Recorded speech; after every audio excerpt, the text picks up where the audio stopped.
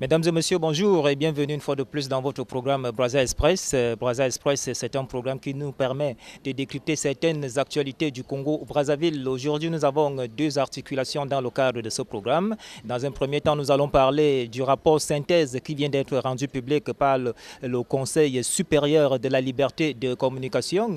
Un rapport qui fait suite aux élections législatives, municipales et sénatoriales qui viennent de se dérouler au Congo, au Brazzaville. Et le moins que l'on puisse dire, c'est que d'après ce rapport, bien évidemment, les médias n'ont pas vraiment joué leur rôle dans les règles de l'art. Qu'est-ce qui s'est passé et que faut-il faire pour qu'on ne répète plus les mêmes erreurs lors des échéances à venir? Dans un deuxième temps, la deuxième articulation va nous amener tout droit vers le pôle, ce département qui est en proie à une insécurité depuis quelque temps, et bien évidemment une insécurité attribuée à M.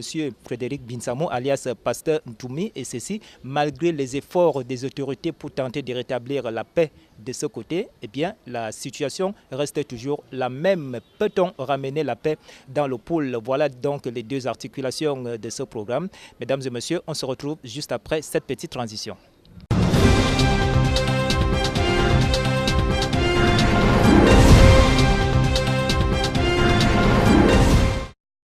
Voilà, retour donc sur le plateau. Et pour débattre de tous ces sujets, je reçois ici sur ce plateau M. Germain Sefase Ewangi. Bon après-midi. Oui, merci. Voilà, je signale aux téléspectateurs que vous êtes le coordonnateur des organisations de la société civile ici au Congo-Brazzaville. C'est bien ça? C'est bien cela, oui. Il faut peut-être enlever les mentions inutiles. Hein? Ou alors, si vous avez d'autres casquettes, c'est à vous de nous les dévoiler. Bon, déjà à la base, je suis président d'une des premières ONG congolaises de promotion et de protection des droits de l'homme et des libertés fondamentales. Il s'agit de l'association panafricaine Thomas Sankara, créée depuis 1990. C'est même sous le label de cette association que j'ai, à cette période, pris part à la conférence nationale souveraine. Et depuis, nous avons beaucoup travaillé au point de gagner la pleine confiance des agences du système des Nations Unies basées au Congo, y compris certains organismes de la coopération, tant bilatérale que multilatérale. Et fort de ces liens, j'ai bénéficié de plusieurs formations soutenues par l'ambassade de France, l'ambassade de Belgique, le Fonds canadien pour l'initiative locale, des formations qui se sont déroulées aux États-Unis, qui se sont déroulées en France, qui se sont déroulées aux Pays-Bas, y compris au Canada, où j'ai beaucoup appris sur le réseautage. Et mission était de voir dans quelle mesure nous pouvons contribuer à donner une impulsion aux organisations de la société civile, de mieux se structurer, d'avoir des plateformes thématiques d'échange d'expériences et d'informations, consolider et parfois planifier en commun leurs activités. C'est dans ce cadre, tout modestement, je peux dire que je suis à la base de l'essentiel des réseaux au Congo. Voilà. Ça fait que je fus l'initiateur du réseau des ONG de lutte contre le sida. Et à l'époque, après avoir assumé un mandat de 2 ans, j'ai dû laisser la tête à d'autres personnes. Entre-temps, j'assure la coordination aujourd'hui de 2 plateformes, à savoir d'une part la Fédération congolaise des droits de l'homme, en sigle FECODO, et d'autre part le réseau des ONG et organisations de la société civile œuvrant sous la gouvernance démocratique et électorale en sigle CORAGED. De toute façon, que vous le voyez ou pas, hein, vous avez quand même un CV suffisamment étoffé. Alors, on va donc aborder la première articulation inscrite à l'ordre du jour. Il s'agit bien évidemment de la publication du rapport synthèse par la Commission supérieure de la liberté de communication. Alors, vous avez assisté à cette publication, la publication de ce rapport. Alors, dans un premier temps, quelle a été votre attitude? Bon, c'est de prendre acte. Vous savez que dans le cadre du fonctionnement de la démocratie, il y a plusieurs organes qui s'impliquent et chacun ayant sa mission. En matière de communication, il y a des organes d'autorégulation. Ça existe ici. Les journalistes entre eux-mêmes essaient de travailler pour voir dans quelle mesure ils peuvent améliorer leur participation dans l'œuvre de la construction et de la consolidation de la démocratie. Et soit dit en passant que la presse joue un rôle crucial et un rôle cardinal. Quand la démocratie est considérée comme étant un concept interchangeable avec les libertés, occasion de dire que dans une démocratie, la clé de voûte d'appréciation si le système démocratique est viable ou pas, c'est la garantie des libertés dans un pays. Si ces libertés sont nécessaires pour l'ensemble des populations, mais le journaliste, lui, il en est le vecteur principal. Quand on arrive dans un pays, pour sentir que les libertés existent réellement, que la démocratie fonctionne, un des indices de base est de constater si la presse est réellement libre. Et dans le cas de notre pays, nous avons une structure qui est chargée de veiller à cette liberté de la presse. C'est ce qu'on appelle le Conseil supérieur de la liberté de communication et qui, comme vous le dites, tout dernièrement, au regard du rôle que cet organe joue dans le cadre de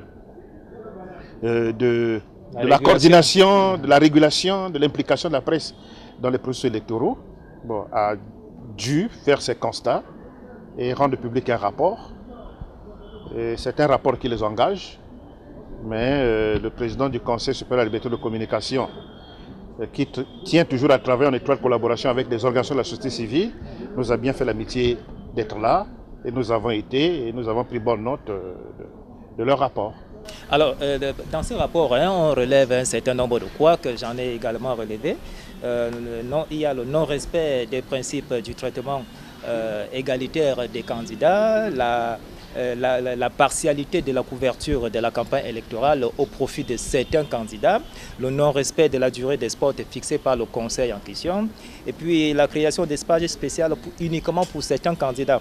Alors, tout c'est quoi que on a plutôt l'impression que ce sont les médias qui sont véritablement accablés. Ou alors le mot est fort. Bon, accablés par le conseil qui émet son opinion. Encore que nous, autant qu'ONG des droits de l'homme, nous avons aussi notre opinion là-dessus. On n'a pas les règles de fonctionnement de la démocratie unanimes dans le monde entier. On constate des nuances ça et là, mais il y a des pays pour lesquels la presse est libre de couvrir une campagne ou un processus électoral en tenant compte de sa propre ligne éditoriale. Ce qui fait que ce soit en Europe, que ce soit aux États-Unis, on constatera bien qu'il y a des journaux de telle obédience et des journaux de telle autre obédience. Effectivement, étant donné que les lignes éditoriales ne sont pas toujours les mêmes. On n'a pas à les condamner pour dire vous avez plus fait la promotion de telle personne, de tel parti au profit de l'autre. Là n'est pas leur objectif, eux ils font ce qu'ils veulent. Et ce qui fait que quand on est candidat à une élection, il faut se donner les moyens, au nombre de ces moyens, également de mobiliser la presse pour que la presse accompagne également votre campagne. Bon, ça, ce que je dis là, ça existe au niveau des démocraties que nous considérons aujourd'hui comme étant des démocraties consolidées. Mais pour les démocraties en construction, comme les nôtres, la particularité n'est pas propre au Congo.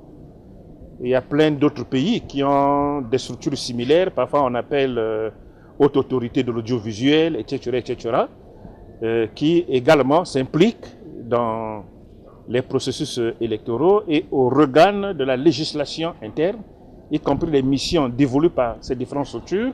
On essaie de cadrer, d'orienter le rôle que la presse peut jouer dans le cadre du processus électoral. En ce moment, à comprendre l'esprit du fonctionnement du Conseil supérieur de la liberté de communication, les règles sont établies de telle sorte que l'ensemble des candidats ou des partis en liste ou des groupements de partis en liste jouissent ou puissent tous bénéficier d'un traitement qui soit équitable. Donc je pense que la règle a été celle-là, mais tout compte fait, le Conseil, par la voix de son président, M. Philippe Mvo, a noté une forme d'insatisfaction en constatant que, par exemple au niveau de la chaîne nationale, que d'autres candidats, d'autres partis politiques ou des groupements de partis politiques aient dû bénéficier de plus d'espace que d'autres, et venant en quelque sorte comme pour déséquilibrer le jeu, au profit des uns et en défaveur des autres. Et justement, lorsque vous dites ça, parce qu'au sortir de cette rencontre, nous avons quand même eu à rencontrer certains hommes des médias et pratiquement tous étaient unanimes, surtout ceux des médias privés. Ils disaient que bon, de toute façon, si on observe cet état de choses, c'est justement parce qu'il y a un manque de subventions. C'est votre avis? Mais oui, vous savez que la démocratie, la presse en matière de démocratie est considérée comme étant le quatrième pouvoir. En Occident, il y a plusieurs mécanismes qui permettent aux organes de presse de tenir la route en termes de financement. Qui est allé en France, aller voir les sièges de quelques journaux pour être très impressionné. C'est même mieux construit, mieux bâti, mieux équipé que les ministères dans nos pays. Ça, ce sont des structures de presse. Un cadre de travail idéal. Vous avez les structures très bien équipées. Bon, là, les gens rendent de façon très professionnelle. Mais quand vous venez dans les pays comme les nôtres, en matière de la presse, on constate comme ici, il y a un peu le débrouillardisme. Les gens n'ont absolument rien, les journalistes se promènent à pied, ils n'ont pas d'équipement, ils ont des salaires dérisoires, etc. Bon, en ce moment, quand on veut exiger des choses utiles, soient-elles, aux organes de presse, mais évidemment, il faut tenir compte de toutes ces réalités et mettre en place des véritables politiques d'accompagnement. C'est à cela que nous interpellons le Conseil supérieur de la liberté de communication. Aujourd'hui, nous sommes dans le cadre d'une émission, mais d'ici là, autant qu'organisation de la société civile, nous irons à la rencontre du président Philippe Mvou, également pour discuter avec lui sur la nécessité pour son organe de se battre pour mobiliser des ressources nécessaires en vue d'aider les organes de presse dans le cadre de leur renforcement d'excité institutionnelle et managériale. Plus on a aidé, plus on peut commencer à exiger. Mais quand vous n'apportez absolument rien, mais les journalistes également se donnent la liberté de fonctionner au guise de leurs intérêts particuliers. Ils n'ont pas de moyens, il y a un parti politique qui les invite, qui les offre une certaine dotation qui va les permettre de fonctionner pendant une certaine période. Les autres n'ont rien donné, mais vous ne les exigez pas d'aller faire de l'équité en ce moment. Donc il faut donner les moyens, il faut soutenir. Ça vous permet vous-même de gagner en légitimité devant ces journalistes qui, naturellement, trouveront des raisons évidentes de se soumettre à ce que vous êtes en train de leur exiger, faute de quoi, peut-être que dans les années à venir ou en d'autres situations, ils pourront perdre ces subventions. Mais quand on ne les aide pas, on n'a que des exigences et je pense que ça pose un peu problème. On est là en face d'une réalité que nous disions souvent de façon lapidaire, la politique de la carotte et du bâton. Voilà. Alors, à vous entendre parler, on a plutôt l'impression que tant que le minimum ne sera pas satisfait, à savoir, on parlait tout à l'heure de la subvention, alors si les médias ne sont pas subventionnés, bon, le Conseil va tout simplement continuer à prêcher, on va dire, dans le désert.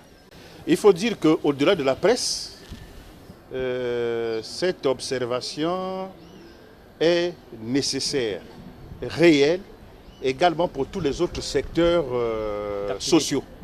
Je prends l'exemple des agents de l'État. J'ai aimé des écrits d'une actrice de la société civile malienne, Aminata Traoré, qui, appréciant le fonctionnement de l'administration dans son pays, a souligné que quand l'État fait semblant de payer ses agents, en retour, ces agents aussi ne font que semblant de travailler. Ça veut dire que les gens ne rendent pas comme il faut. Ils vont au travail quand ça les intéresse, parce qu'évidemment, ils ne bénéficient que des traitements dérisoires. Et dans un tel contexte, souligne-t-elle, quand on trouve des agents de l'État ponctuels, très assidus dans le travail, en dépit de la modicité du traitement, c'est qu'il y a anguille sous roche. Si on vérifie très bien, on finit parfois par trouver que ce sont des agents de l'État qui, à travers une certaine malice, ont trouvé un mécanisme parfois de vendre les services publics aux usagers et c'est ça qui les amène à travailler de façon régulière. Donc le problème du traitement et du rendu, il faut un certain équilibre. Donc voilà pourquoi même en matière de la presse, nous disons, vous voulez qu'une presse puisse véritablement rendre, oui, mais battons-nous par exemple que dans le pays, demain nous ayons des groupes de presse, des groupes qui sont suffisamment financés, des journalistes qui sont bien payés, ils ont des véhicules qui les amènent pour aller faire des reportages, ce qui fait que ces journalistes n'auront plus besoin d'aller faire des reportages et de demander aux gens l'argent pour payer les taxis pour repartir, de demander aux gens de leur donner l'argent, ne fût-ce que pour se rafraîchir, n'auront plus besoin de ça. Et de toute façon, en osant le faire, peuvent subir également des sanctions. Et c'est ce que nous constatons, par exemple, au niveau des correspondants, des organes de presse internationaux accrédités chez nous. Quand ils viennent à une activité, même si vous voulez offrir quelque chose, eux, ils déclinent, ils s'en vont, parce que c'est leur organe qui s'en occupe de ça, parce qu'ils sont traités. Mais si les journalistes sont dans l'abandon, dans le désarroi, vouloir leur mener des directives, des exigences au niveau les plus élevés, ça ne pourra pas marcher. Ça va prêcher. Vous prêchez dans le désert, sinon à l'intérieur, on sera qu'en face d'un jeu de cache-cache. Il faut voir la réalité en face, mettre en place des politiques cohérentes, efficaces, aider la presse. Et tant que la presse ne sera pas suffisamment soutenue, la démocratie dans nos pays continuera toujours à en pâtir. Parce que la presse, non seulement couvre les activités, mais la presse a la mission d'informer de façon impartiale et responsable également les populations. La presse a aussi un rôle vital dans ce qui concerne l'éducation des populations en vue d'élever leur prise de conscience et faire accroître et promouvoir ce qu'on appelle la culture démocratique. Un penseur contemporain qu'on appelle Larry Dumont a même souligné dans ses écrits qu'une démocratie ne peut pas triompher dans un environnement où la culture démocratique n'est pas inscrite dans le corps social. Bien. Mais pour y arriver, nous savons que le rôle de la presse est un rôle capital et la presse mérite un véritable soutien, mérite bien l'attention et des pouvoirs publics et de l'ensemble des institutions qui sont soucieuses de voir la démocratie aller de l'avant. Ok, merci beaucoup. On va clore cette première partie. Bon, peut-être vous avez quelques mots en guise de conclusion.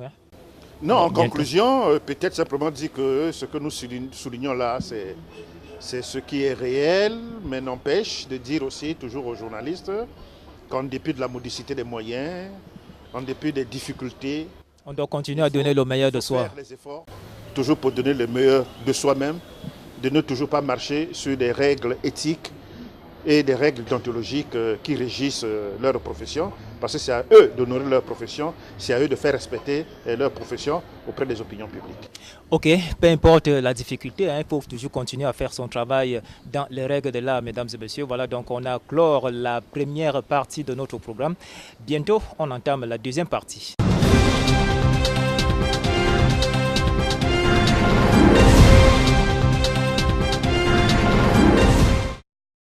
Voilà, retour donc sur le plateau. Monsieur Germain Cephas Ewangui, vous-même, vous êtes au courant, vous êtes sans ignorer qu'actuellement, le département du Poul fait face à une insécurité presque criarde depuis quelque temps, 18 mois très exactement. Alors, la crise dans le Poul se justifie-t-elle? Bon, c'est une réalité qui est là. Mais dire qu'elle se justifie, non, parce qu'elle n'est pas nécessaire. Le Congo, comme tous les États, l'essentiel des États africains, s'est engagé dans la dynamique de construction d'une société qui se veut démocratique. Or, la démocratie, c'est une somme de règles, c'est une somme de valeurs, c'est une somme d'exigences et c'est aussi toute une discipline. Ceux qui travaillent comme les moteurs de la vie démocratique, ce sont les partis politiques. Et à ce niveau, dire aussi que la politique, elle est définie, entre autres, comme étant l'art, si ce n'est la science, visant à accompagner, à réguler les conflits qui accompagnent les relations sociales. Ce qui fait que la politique se veut être l'antidote de la violence. Or, le cas du Poul, c'est quoi? Une théorie que je peux toujours m'en souvenir, la théorie de la série causale de phénomènes et résultats, nous renseigne qu'un phénomène ne naît pas du néant. Parfois, ce que nous sommes en train de gérer et d'en parler ne sont que les conséquences. Quand on veut trouver les véritables solutions pour réparer ces conséquences, il faut souvent toujours remonter à la source. Nous nous souviendrons. Vous voulez dire que la crise du Poul, ce n'est pas un simple fait du hasard? Ce n'est pas un fait du hasard, parce qu'à l'époque, on a d'abord eu un Toumi rebelle. Ça s'appelle, on ne sait pas dans les circonstances de la guerre de 97. Rebelle, oui, ça se justifiait qu'il soit rebelle pour des causes dont il semblait défendre. Mais après, avec les pouvoirs publics, il y a eu signature de ce qu'on appelait les accords croisés. Et après ces accords, M. Frédéric Bitsangou a été même nommé par décret présidentiel comme un des hauts commissaires, donc travaillant même à la présidence de la République. Et lui-même a dû, pendant des années, bénéficier de ce qu'on appelle d'un traitement de l'État à la hauteur des fonctions dont il était appelé à assumer. En plus, il a dissous son mouvement de rébellion et qu'il a transformé en un parti politique qu'on appelle le CNR. Donc Toumi était, pour le Congo, un des acteurs politiques, l'homme qui faisait déjà partie du paysage des acteurs politiques de notre pays. Pris dans ce contexte, acteur politique, dans un système qui se veut démocratique, la démocratie, les conflits doivent toujours exister, mais le dialogue, le débat, les contradictions, les invectives, les manifestations pacifiques. Donc, c'est dans ce contexte-là que la démocratie fonctionne. Donc, ça ne pouvait pas expliquer qu'un bon jour, celui qui s'est déjà affiché comme un acteur politique, responsable d'un parti politique, et prenne les armes pour se mettre à défier l'autorité de l'État. En ce moment, nous disions que cela ne pouvait pas s'expliquer. Et en le défiant, il fait quoi? Il pose un certain nombre d'actes à Brazzaville et se replie dans un département. L'armée se met à sa poursuite et vous savez ce qui peut se passer dans de telles conditions avec tout ce qu'on appelle les effets collatéraux, avec les pauvres populations aujourd'hui en train de errer. Beaucoup trouvent la mort, les femmes violées, les maisons détruites. La situation qui est devenue très dramatique, très alarmante pour le cas de notre pays. En ce moment, nous disons que par rapport à la voie que le Congo s'était choisie, par rapport aux efforts que les peuples africains ont fait, ont manifesté, d'autres ont payé de leur vie dans les pays comme le Mali et autres pour que la démocratie s'installe, ce n'était pas ça qu'il fallait servir à la population. Il faut servir à la population autre chose. La démocratie doit nous apporter à la fois la stabilité, à la fois la création des conditions optimales pour permettre à la population d'accéder à la jouissance pleine et entière de leurs droits fondamentaux, au nombre desquels la garantie des libertés publiques est fondamentale avec tout ce qui s'ensuit dans le cadre de la libre circulation des personnes et des biens, y compris également l'accès à leurs droits économiques, à leurs droits sociaux, à leurs droits culturels,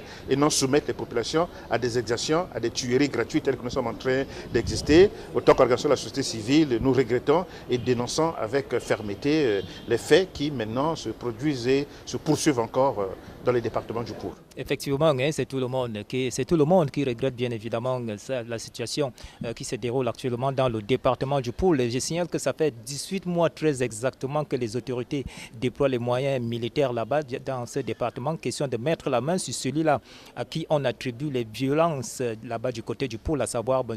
Bitsangou Frédéric, alias Pasteur Toumi. Alors, 18 mois déjà qu'on traque le fameux Pasteur Toumi, mais les résultats attendus ne sont pas encore au rendez-vous. Qu'est-ce qui peut expliquer cette situation, M. Wangui? Bon, est-ce que c'est un fait nouveau? Un fait nouveau qu'on traque? Parce que la situation aurait été beaucoup plus compliquée pour dire si Toumi occupait une partie du territoire et cette partie est demeurée infranchissable par les forces armées. C'est là on aurait pu s'étonner que toute l'armée ne soit pas capable de mettre fin à ce pasteur. Mais en réalité, le pasteur est en fuite, en réalité. Et il est extrêmement mobile. Il se déplace d'un coin à l'autre. Il ne fait pas la résistance, mais de façon sporadique, quand il a la possibilité, il pose un certain nombre d'actes. Il peut surprendre les militaires. Après, il disparaît, Tchétchéri. Et les phénomènes de ce genre, on peut donner quelques exemples. Hein. C'est comme la superpuissance du monde, les États-Unis d'Amérique, ont pris combien de temps pour arriver au terme d'Oussama Ben Laden. Nous avons Joseph Kony en Ouganda. Et l'Ouganda, depuis 2, 3 ans, 4 ans, bénéficie d'un soutien soutenu des États-Unis d'Amérique. Mais jusqu'aujourd'hui, M. Joseph Kony court toujours. Vous avez le chef au niveau du Nigeria, au niveau de Boko Haram. Mais le Nigeria...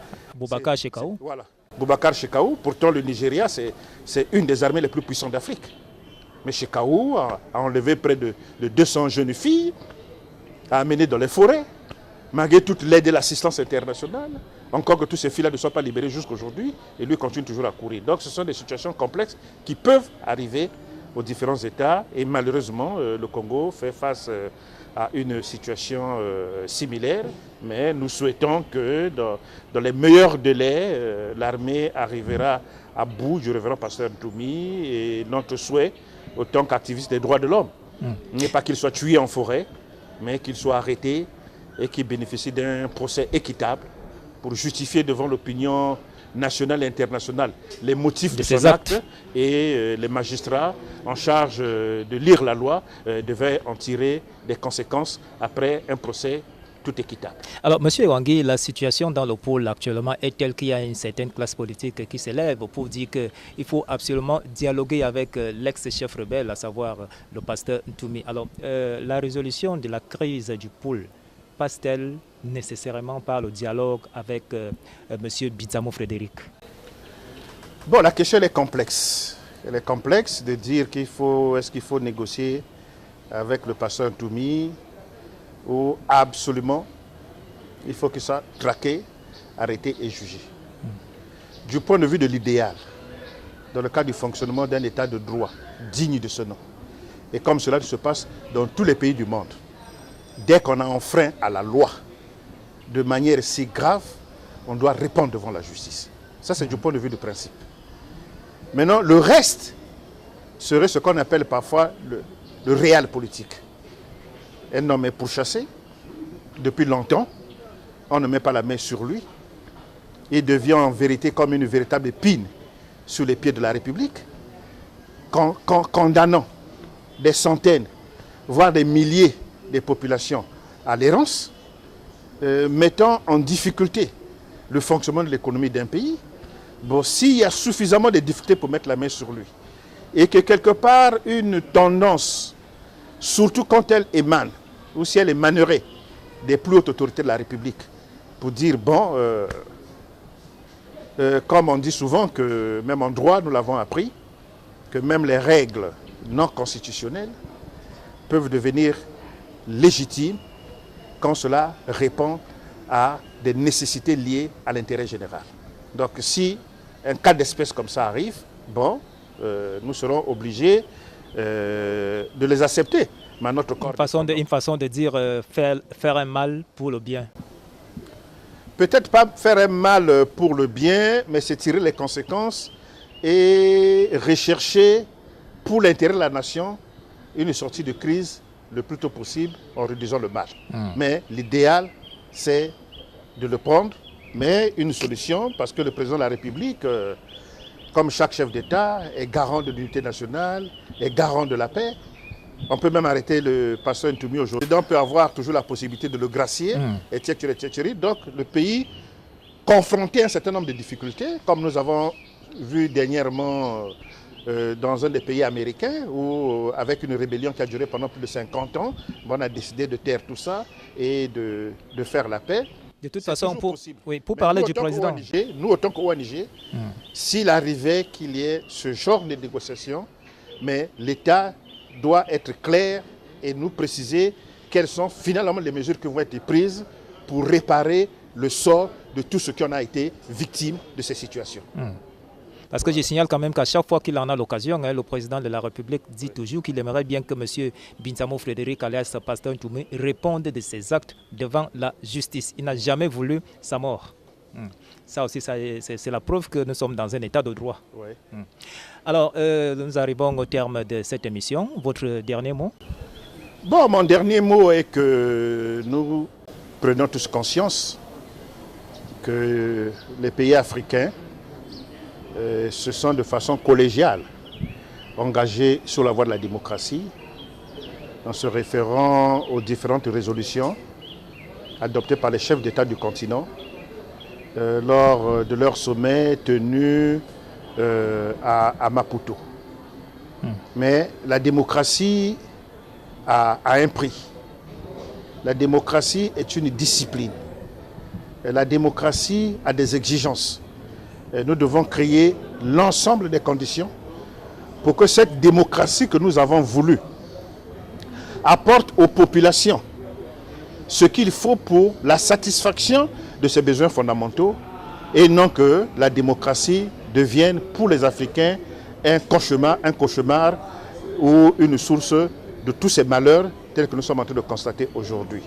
Et si nous prenons véritablement conscience de ça, je crois que nous créerons ensemble les conditions qui permettront à nos pays d'avancer vers le développement économique et social harmonieux et toutes les populations, partout où elles se retrouvent, si engouffrement, allègrement, comme lorsqu'on marche, on met un pied devant, après encore un pied devant, sans se poser de questions, bien que tout cela obéit à une série de lois complexes répondant à l'équilibre du corps, au rythme, à la vitesse et aux cadences.